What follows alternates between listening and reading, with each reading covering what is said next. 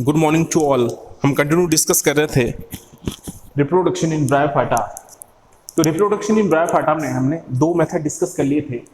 सबसे पहला मेथड हमने जो डिस्कस किया था वो क्या था, death and decay method. Second method जो हमने डिस्कस किया था by formation of adventitious branches. तो वेजिटेटिव रिप्रोडक्शन की बात कर रहे थे, वेजिटेटिव रिप्रोडक्शन की हम बात कर रहे थे ब्रायोफाइट्स में। प्रीवियस क्लास में हमने दो मेथड इसके डिस्कवर किए थे। 9 मेथड हमने टोटल देखे थे इसके। तो उन 9 मेथड में से हमने दो मेथड जो क्या थे डिस्कस किए थे। पहला क्या था, death and decay method. Second क्या था, by formation of adventitious branches को भी हमने डिस्कस किया था। आज हम बात करेंगे थर्ड मेथड की। थर्ड मेथड क्या है, बाय फॉर्मेशन ऑफ इनोवेशन को भी हमने डिस्कस कर लिया था, सॉरी। उसके बाद हम बात करेंगे फोर्थ मेथड की। क्योंकि एडवेंटिटियस ब्रांचेस में हमने क्या देखा था कि जो थैलस है उसके वेंट्रल सरफेस पे क्या होगा, कोई भी ब्रांच निकलेगी और वो ब्रांच क्या होगा, एक टाइम के बाद क्या हो जाएगी, सेपरेट हो जाएगी थैलस से। और कुछ टाइम के बाद में वो क्या करेगा, नए थैलस का क्या करेगा, फॉर्मेशन करेगा, नए ब्रायोफाइटा का क्या करेगा, फॉर्मेशन करेगा। तो रिक्सिया है, पीलिया है, टर्गेनिया है, इसके एग्जाम्पल हमें देखने को मिलता है। इसमें हमें ये वाला जो रिप्रोडक्शन है, वेजिटेटिव रिप्रोडक्शन हमें देखने को मिलता है।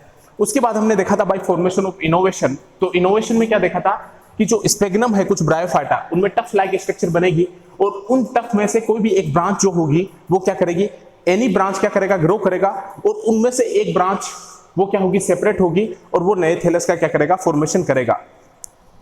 अब हम फोर्थ देखते हैं बाय ट्यूबर फॉर्मेशन, कि ट्यूबर फॉर्मेशन के थ्रू वेजिटेटिव रिप्रोडक्शन कैसे होता है ब्रायोफाइटा में, बाय ट्यूबर फॉर्मेशन। फोर्थ हम देख रहे हैं by tuber formation. Tuber formation के थ्रू कैसे वेजिटेटिव रिप्रोडक्शन होता है ब्रायोफाइटा में। तो ट्यूबर फॉर्मेशन जो है वो आपको ध्यान में रखना है अनफेवरेबल पीरियड में होता है। मींस ये फेवरेबल पीरियड में नहीं होगा। कौन से पीरियड में होगा, अनफेवरेबल पीरियड में। मैंने क्या बताया था कि ब्रायोफाइटा में जो फर्टिलाइजेशन के लिए हमें वाटर की रिक्वायरमेंट होती है, लेकिन जब अनफेवरेबल पीरियड होगा तो वहां वाटर प्रेजेंट नहीं होगा। तो अनफेवरेबल पीरियड मींस कोई भी अनफेवरेबल पीरियड हो सकता है ब्रायोफाइटा में।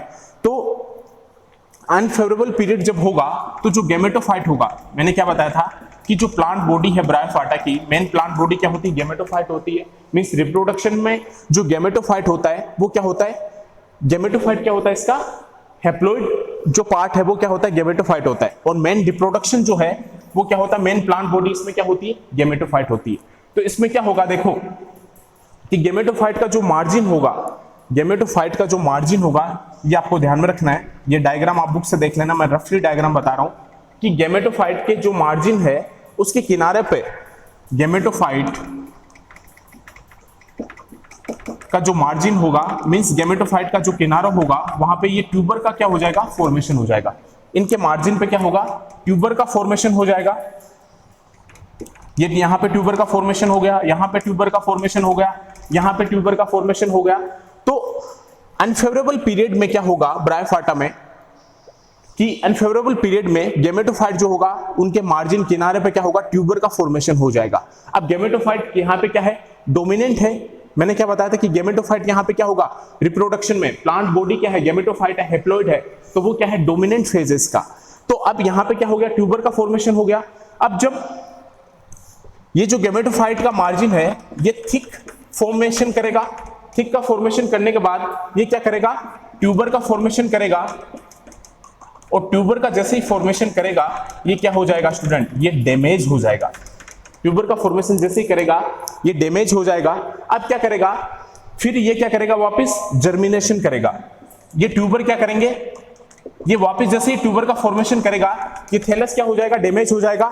उसके बाद थैलस क्या करेगा, वापस क्या करेगा, जर्मिनेट करेगा। और जर्मिनेट करके जैसे ही क्या करेगा, ये नए थैलस का क्या करेगा, जर्मिनेशन करने के बाद ये नए थैलस का क्या करेगा, फॉर्मेशन करेगा। न्यू थैलस का क्या करेगा, ये फॉर्मेशन करेगा, नए थैलस का क्या करेगा, फॉर्मेशन करेगा। तो ये एग्जांपल हमें देखने को मिलता है एंथोसीरस में। जो एंथोसीरस ब्रायोफाइटा है उसमें ये कंडीशन हमें देखने को मिलती है बाय ट्यूबर फॉर्मेशन।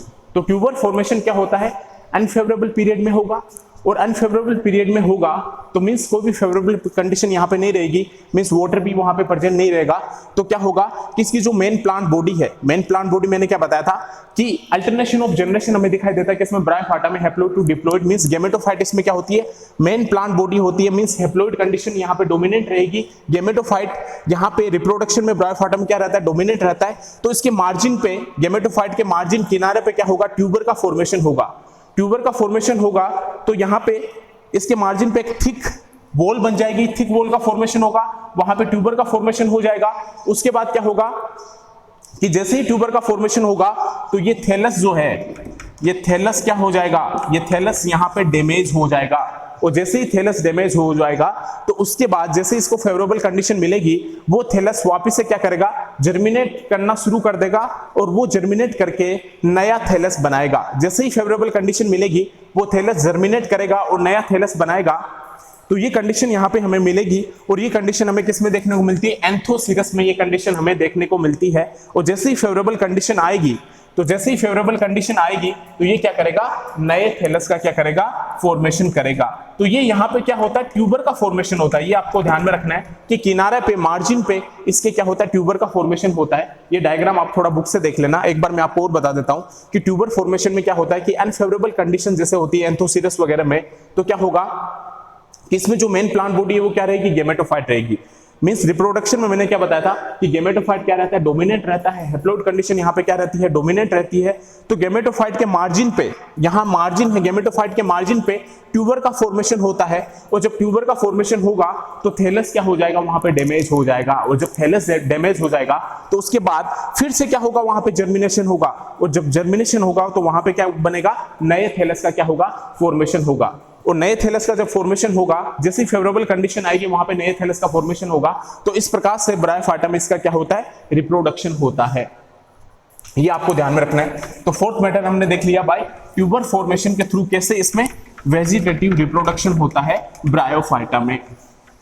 अब हम बात करेंगे फिफ्थ जो है वो है बाय ग्रोविंग एपिसेस। अब देखो ब्रायोफाइटा को जो ग्रोथ है करने के लिए क्या होती है, वाटर की नीड होती है। फर्टिलाइजेशन के लिए क्या चाहिए, पानी चाहिए।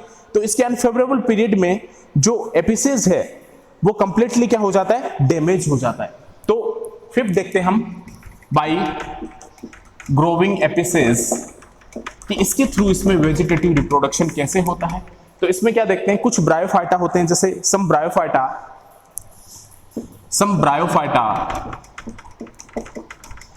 ब्रायोफाइटा लाइक, कौन कौन से ब्रायोफाइटा होंगे इसमें, जैसे रिक्शिया है, एंथोसीरस है, रिक्शिया है माना, एंथोसीरस है,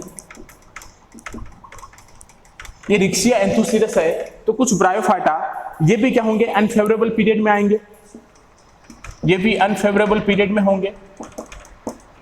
अब अनफेवरेबल पीरियड मैंने आपको क्या बताया कि अनफेवरेबल पीरियड कोई भी हो सकता है। कि ब्रायोफाइटा को मैंने बताया था कि ग्रोथ करने के लिए वाटर की रिक्वायरमेंट होती है, लेकिन क्या होगा कि फर्टिलाइजेशन के लिए अगर वाटर की नीड होगी, वहां पे वाटर नहीं मिलेगा तो वो क्या है, अनफेवरेबल पीरियड हो गया। तो अनफेवरेबल पीरियड में थैलस एपिसेस के पार्ट को छोड़कर पूरा थैलस वहां पे क्या हो जाएगा, कंप्लीटली डैमेज हो जाएगा। तो कुछ ब्रायोफाइटा जैसे रिक्शिया है, एंथोसीरस है, तो ये अनफेवरेबल पीरियड में क्या करेंगे, इनका जो थैलस एपिसेस है, मैंने क्या बताया, इनका जो थैलस एपिसेस है, इस थैलस एपिसेस जो है ये क्या होगा, थैलस एपिसेस के पार्ट को छोड़ के, इस थैलस एपिसेस के पार्ट को छोड़ दो तो बाकी ब्रायोफाइटा जो है इसको छोड़ देते हैं। एक्सेप्ट थैलस एपिसेस पार्ट को हमने छोड़ दिया, एक्सेप्ट लिख दिया मैंने यहाँ पे, एक्सेप्ट अगर इसको छोड़ दिया मींस ये एक्सेप्शन है, इसको अगर छोड़ दो तो जो रिमेनिंग कंप्लीट थैलस है, रिमेनिंग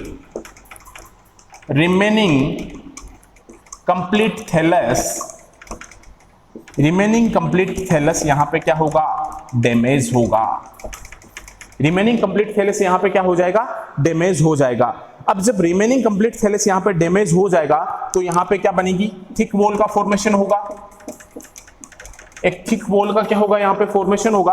और जैसे ही इसको फेवरेबल कंडीशन मिलेगी, जैसे ही फेवरेबल कंडीशन मिलेगी तो फेवरेबल कंडीशन मिलने के बाद क्या होगा, नए थैलस का क्या होगा, फॉर्मेशन होगा। नए थैलस का क्या होगा, फॉर्मेशन होगा।